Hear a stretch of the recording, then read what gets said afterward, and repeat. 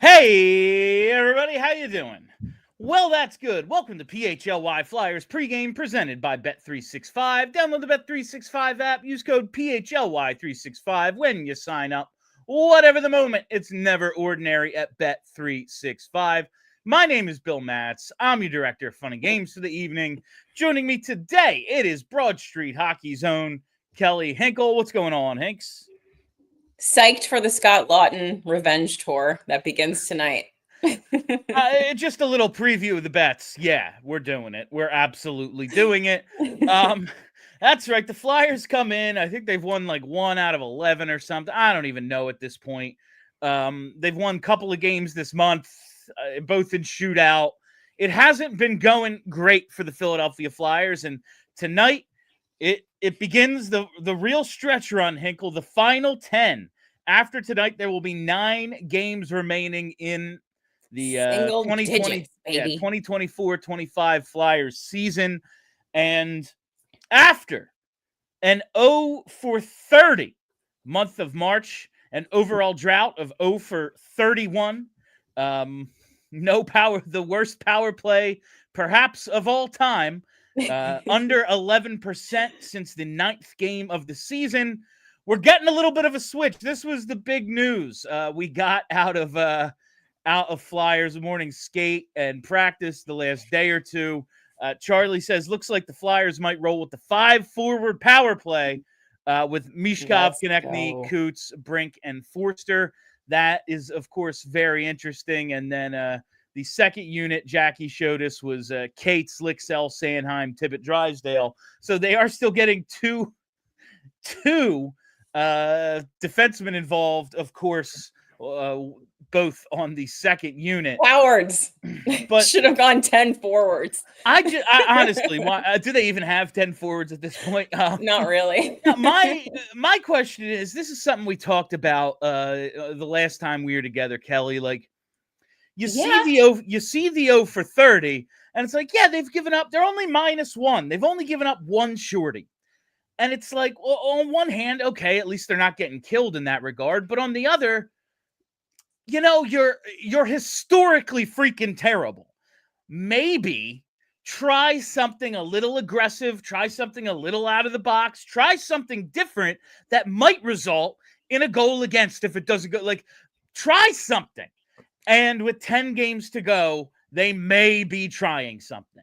So Chief Blackson in the chat just echoed the thought that was inside of my head. Like, I don't want to say, Bill, that you have control over the fortunes of the Philadelphia Flyers, but it's pretty clear that they're listening to you, because first they take PHLY off the 4th line after you and Charlie discussed that he doesn't belong there.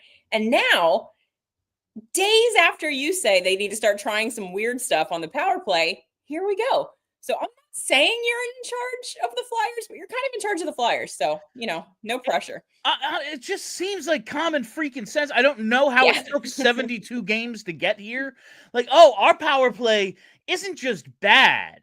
It's god-awful. It's actually one of the reasons we're going to pick in the top 4 or 5. Like, maybe try something. Maybe try something. Why not? Like a little unconventional, try something you haven't tried yet. And it's actually interesting. We have our buddy Petey, formerly of PHNX. He's putting together a little VOD for us. Probably be out tomorrow, but we'll see, maybe later this week or something. Kind of breaking down the power play and what they're doing differently than teams whose power plays work. If anything has changed since, those first 8 games when they scored 8 power play goals and we're at nearly 26%. Like, I realize, first 8 games of the year ain't nobody playing any defense. And Mishkov was real fired up and he was a totally different animal for this team's power play and everything. So maybe that's it. But we're going to have at least an X's and O's explanation of it. But just from a vibe standpoint, because that's what we do, Hinkle. Like, yeah, how do you go 0 for 30? And it's like, you know what? Let's try something else. Like, instead of just rearranging the deck chairs, like, let's do that thing where we put Mishkov back on his one-timer side. Like, where he played almost exclusively in the KHL, like, where it just makes sense. Like, we have a lefty on the right side and a righty on the left side, because then they can play pitch and catch with cross-ice passes. Like, rather than like, how do you wait till the final 10 games to go, we're going to try something unconventional? Like, oh, thanks. Yeah. That's what's really annoying about it, is that I feel like this is going to work and Rocky's going to save his job in these last 10 games. Like somehow they're going to go like, I don't know, they're going to go like 10 for 15 on the power play over the last 10 games and Rocky's going to save his job. You know, me and Charlie, I can't remember if you were there or not, but I think it was a Studio 4 o'clock show where I was joking, like, you know, they're not going to finish dead last this year, probably, unless they just get a ton of chances and don't score on any of them, which is definitely possible. Like, what are they going to score? Probably not. But like, the idea that they could do the Chuck Fletcher, well, you know, if you look at it, we're actually one of the more improved teams in the league. And it's like, yeah, you went from fifth worst, you went from like fourth worst to ninth worst. Like, congratulations, dude. Like, if the power play goes from dead freaking last to 20th, or no, that's impossible, to like 29th, 28th or 29th. And they try to sell us well, actually, there are signs of improvement. No, there aren't. Like, that is why Jonesy is there, maybe for more than any other reason. Like, his connections and his connection with the fan, everything, simply to stop them from saying, like, buddy, if you say this, it ain't going to just be like the Flyers podcast's killing you. It is going to be WIP. It is going to be 97.5. It is going to be Jackie in the Inquirer. It is going to be everybody and anybody that has Organti on your own show, probably. Yeah, like, exactly. Like, no, that's enough stupidity for Ashlyn Sullivan to be like, all right, I don't care who employs me. You know, like, that is such a ridiculous thing. And it was so ridiculous when they said it the last time. I feel like Jonesy, like, this is when it, like, can we please avoid the major unnecessary like blunders in the media? Like, you can't possibly believe yourself. That's the thing. I know you want to spin it and keep that positive, you know, oh, things are good. No, you just have to go, it sucked. And honestly, anything that happens in the final 10 games when you're now in the 5th spot, any improvements now are bad. Like, fixing it now is the worst possible thing you can do. It would be worse than falling to 32nd, quite honestly, because it sabotages you. You've already sabotaged the first 72 games. Let's not do anything else to make, like, the off season harder too. Like, also, it's getting into garbage time. Like, pretty soon here, we're going to have teams that have fully clinched, and we're going to have teams that are fully eliminated. And the teams that have clinched are probably going to take their foot off the gas a little bit to save some in the tank for the playoffs. The teams that are already out don't really have anything to play for except for pride. So, like, cool, you score 1 or 2 power play goals against teams that are, like, not trying because they want to make sure they're not getting hurt for the first round. Like, oh, good. Cool. Great. Yeah.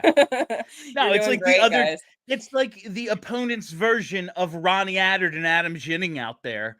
Like, oh, wow, way to go. You actually strung together a couple of passes. And at a certain point, like 0 for 30 this month, 0 for 31. I guess it's on the table. They close the season 0 for. But like, wouldn't that be something? They're gonna get one. Just like, that's how by accident works, right? Yeah, that's like eventually by accident. Look at how Jamie Drysdale scored that goal the other like a game or two ago. What's it? It was the Chicago game, right? Where it hits the defenseman in the hand and like suddenly in the goalie's like, I don't know what happened. Like, you got to think that happens eventually and it's on a power play just out of pure luck. 100%. Yeah, it's actually kind of shocking that they haven't accidentally scored a power play goal at this point. They're going to finish the season at like 50% in the last 10 games, and it's going to just drive me effing insane because it will be like, oh, look at what Rocky did. He had some pieces. Yeah, he's figuring it out, guys. Yeah, it's going to drive me nuts. One thing I do want to say about the power play, we've said, like, in the past, you know, the power play is a reward for 5-on-5. It's where you get to, not on this team, but, you know, where normally an NHL team's best players get to pad their stats and really put up the scoring numbers because, you know, there's more guys. You would think it would be easier. Not for Rocky Thompson's group, but mostly. York hasn't like earned the time, I would say, but he has averaged 10 seconds of power play time a game this season. 10 seconds. Why not give him a shot? Like it's what he did well in with the US national program. Yeah. Like, granted, that was maybe the best US national team ever, It for was. especially for like the World Juniors and that whole crew. But like, I don't know, it just seems like something. One of the reasons you drafted him, and granted it was a while ago, is his ability to do that. He got decent amount of time the last 2 years, but just none at all this year with Mishkov. That seems a little interesting. I wonder if it has something to do with the fact that John Tortorella clearly doesn't like him. Like maybe he doesn't get rewarded with power play time because he's not one of Torts' guys. It very well could be. And to be fair, I didn't even realize this. Last season, he averaged over 2 minutes a game. That was more than anyone on the defense except Drysdale, who didn't really play all that many games. And 2 years ago, he was at a minute 44 per game of power play time. That was pretty much tops on the team behind only D'Angelo. Ronnie Attard got like over 2 minutes, but he played 2 games, so I'm not really going to count that. No. In terms of time per game, I didn't even realize. So maybe it's just he's proven to this staff he's ineffective, but who the hell is effective? I was going to say, like, compared to who? How like, much nobody time, else is effective either. How much time have we given like Yegor Zamula on the power play? It's just like I would like to see him get a chance to do it. I wouldn't hate it as the season goes, but we are going to see at least on the second unit Drysdale and Sanheim. For like a while, I thought like the lack of use of Sanheim and York was like, well, we use them by far the most at 5-on-5. They're our top 2 penalty killers. They have to come off the ice at some point. Power play is where we've chosen to do that. Maybe now it's a little different, but that's just my take. The power play is going to have a new face today. We'll see if any of it works. Looking forward to it. Speaking of new faces, well, it's an old face, but he's back, Hinkle. Aleksei Kolosov is back up. Charlie spotted him this morning at Scotiabank Arena, and it was announced shortly after that by the Flyers that he has been called up, and we have not seen a like, you know, we're waving or putting on IR Fedotov. So that means this is the final call up. This is it. Yeah. Real annoyed about that bit of it. Odd. I don't like that because Grebby, number one. But I don't like, we're not learning anything about Kolosov in these final 10 games, of which, if he plays at all, I assume it'll be like 2 tops. It makes more sense for him to play with the Phantoms, I would think, to get regular play with the Phantoms heading into the playoffs. It just seems like a waste of a call-up. Like, yes, Fedotov was horrendous over the weekend. No getting around that. But, like, also, who cares? Like, you're not going to play him more than 2 or 3 of these final games. You're going to play him only when you absolutely have to. I think there's one more back-to-back, right? Like, that'll be a definite. Yes. But otherwise, it just seems like a waste. Like, I feel like we could have seen something from Grebenkin. We could have learned something about what kind of player he might be. And this is just like a dude that's, for the most part, going to be sitting on the bench. I will say 3 of Kolosov's 5 starts in the AHL since this most recent demotion have gone pretty well. He has one horrendous one in there, 4 goals on 21 shots. Another one, 3 goals on 26. But the other ones have been pretty freaking good. Maybe he goes back for the playoffs and it's the coach is done with Fedotov. He's just like, no, give me literally anything else.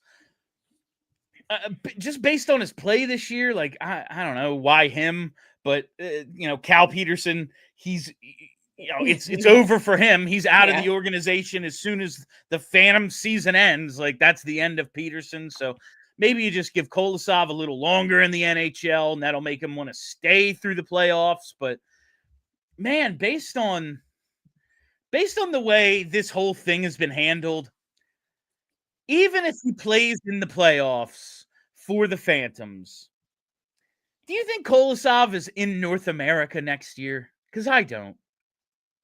It really doesn't seem like it. It seems like, I mean, based on his behavior this season, if he's not on the Flyers roster, I'm assuming he's taking himself back to Belarus. Like, to which I say, good day. Like, okay. And maybe they work out alone and he's just more ready to come over a little later. He is a younger guy. I don't know. It just doesn't seem like they can, like, every chance, okay, he's down there, he's playing, let's get him some regular time. It's like, oh, he's back. But why? Why? Like, does he just refuse to stay there for more than 2 weeks at a time? Like, I want to hear some freaking details. I don't know if we're ever going to get a straight answer out of Briere or Jonesy or whoever. I just want to know what the hell is going on with this guy and if he's even going to be a part of the plans moving forward.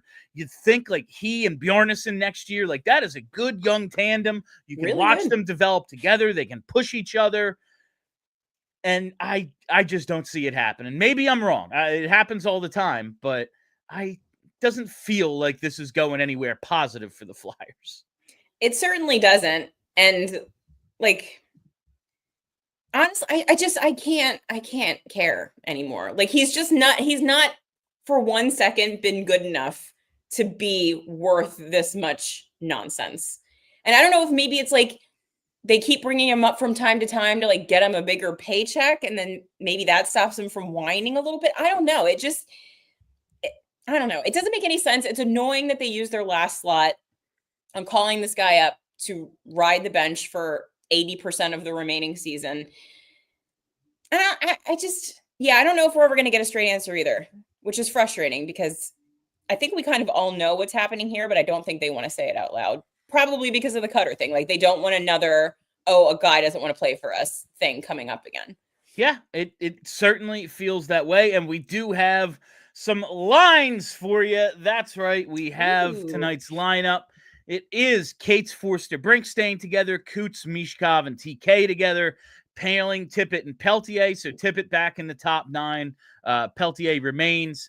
And then the fourth line of Abels centering Delorier and Lixell. Defense is what it is. Ersson gets the start. And it appears that it will be backing up Ivan Fedotov. So Kolosov, not the backup, in case you're, there it is from, he's the backup netminder tonight, even with Aleksei Kolosov called up. Fedotov is on the ice for warmups. Coley isn't. And that is, I was wondering if it was just a case of, coach is done with this guy. It's over. Kolosov is going to back up. Maybe he gets into some games. There's, like you said, the one back-to-back, 10 games left. Maybe he gets into a couple of them. Maybe that's the way it goes. But at least for tonight, Fedotov's still on the bench. So it's like, what's the point of it? Extra, what's the point? Like literally no point in calling him up to go to Toronto. Like, I don't get it. Maybe he just always wanted to see Scotiabank Arena. Who knows? I still call it Air Canada Center. Is that weird? I do want to talk a little bit about TK and Mishkov together. You have to remind me, since you mentioned it, we have to get, because Charlie just put out a piece on Laughton. I want to spend a couple minutes on him at the end. Have to get Charlie on the record if he has softened his stance on hating the Leafs with Scott Laughton there for this postseason, because he is staunchly anti-Maple Leafs pretty much always. Let us see. Fans. Yeah, let us see if Scott Laughton has softened his stance. But TK and Mishkov remaining together, I really feel like, I don't know if they're going to be able to get it done, Kelly. I really feel like Briere is going to go out and take one big swing this summer. Now, maybe it's on a goalie, maybe it's on a defenseman, but you have to believe if he does, it's trying to fill this gigantic hole they have at center. Yeah.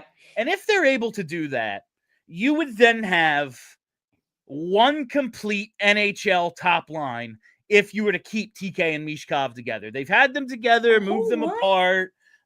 One whole line. How about that? Like, you've had them together and then broken them up a few times this season, but they're remaining together for now. and it's working out, at least in the short term. Both of them were on pointless streaks. They got put back together. Now they both have at least a point in each of the last 2 games. TK and Mishkov. TK is assisted on 6 of Mishkov's 20 goals. That's more than anybody else that they've teamed up on the same goal. Mishkov has assisted on 6 of TK's goals. He's got 8 assists on Tippett goals. And Coots has actually assisted on 7 of TK. So they're pretty much right there with each other. Leader or co-leader for assists on each other's goals. They've only teamed up on another point 2 other times, which I found crazy this year, which kind of goes to show you they don't have any other help unless it's one passing to the other, really. I like this duo together. I think if they spend enough time together, one of them can figure out how to play the left wing. This is what I'm looking for. I want to know if you agree. Yes, it would make the Flyers top heavy, but who cares? One line. If they go out and get a center, do you want to see these 2 remain together? It seems pretty clear that of the options that we have, those 2 together is the best that we can do at this point. Maybe if Tippett can figure it out next season, Tippett with Michkov would work. But if you get those 2 guys a center, like, it's going to be a pretty sick line. And I do think that, like, I feel like you have to make Travis Konecny figure out playing the left side. Like, first of all, he's older, so, like, figure it out. And second of all, like, I feel like you have to, even though Travis Konecny is technically, like, the best player on the team, like, production-wise right now, you have to prioritize maximizing Matvei Michkov, and that means playing him where he belongs. So I think it's good, though. Yeah, I want to see them stay together, and they remain together tonight. So at least the coach wants to see if they can continue to have some chemistry despite maybe some of the awkwardness of having at least one guy kind of on his unnatural side. All right, let's get to the bets. This pregame pick segment is brought to you by Bet365. Use code PHLY365 when you sign up. Whatever the moment, it's never ordinary at Bet365. Must be 21 or older and physically located in PA. If you or someone who has a gambling problem and wants help, call 1-800-GAMBLER. Just one bet tonight. Yes. And it is the most obvious. He has not scored. He has not scored. He has not recorded an assist yet. So I am taking Scott Laughton anytime goal at plus 650. He breaks his drought with the Leafs since being traded there and gets one against his former team.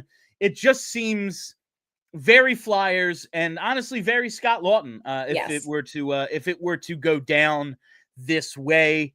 I realize they're 2 totally different guys, but there was Steven Stamkos really kind of struggling early on. I think his first goal might have been against the Lightning, or maybe he just wasn't playing all that well, but he gets one and it kind of gets him going from there. Toronto fans have not been happy with Scott. I think he starts to change the narrative tonight. I would love to see it. I honestly feel like it's going to be not even like a revenge goal, but just like having fun out there dunking on your homies. These are all his close friends. Like, he just wants to go out there and dunk on his friends for funsies. And I feel like that kind of attitude heading into a hockey game, like, is the best possible scenario for you getting your first goal with your new team. I also want to see if there's anyone. It seems as if he was universally liked, but you never know. Maybe someone takes a shot at him. I want to. Someone's going to give him the Mark Friedman treatment. The Mark Friedman treatment is the craziest thing. Everyone was trying to take a run at him, but I want to see if Scotty lays one in on somebody else. Hey, that's just the way he plays. TK or something. Yeah, he'll just smash the hell out of him. Sometimes you're hardest on your friends, but if there's a guy he gets his elbow up on, did he never like Tyson Forster or whatever? I want to see if anything like that plays out tonight. But you look at the way it's gone for Laughton since joining the Leafs. Tonight will be his 9th game wearing the Toronto sweater. They are 4-4-0 with Laughton in the lineup, so dead 500. He has no points. Little surprising. It just seems like granted, like he's living in a hotel. We heard today he has the room right next to right next to John Tortorella. And Torts is like, you stay in your real? Yes, he's like right next to him, and he said, you stay in your room, I'll stay in mine. That's the way it's gone. But like maybe it's just he hasn't got comfortable yet or whatever, but just hasn't gotten it going. At least in terms of scoring, a lot of people have had issue with the way Laughton has played and how much they gave up to get what we all said at the time. Yeah, man, he's a bottom 6 forward.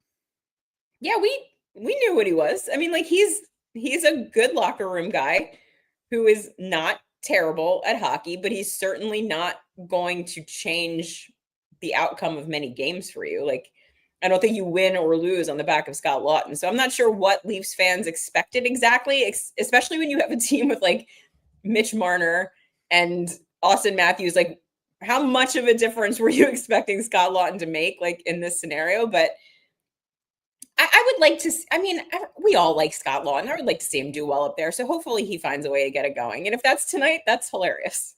It's the most likely of outcomes, right? Like, it's the Absolutely. Flyers. This is what always happens. I feel like it hasn't happened a ton this season with former players. Gostisbehere had, I think, the one good game against us. That was really it. Not a ton of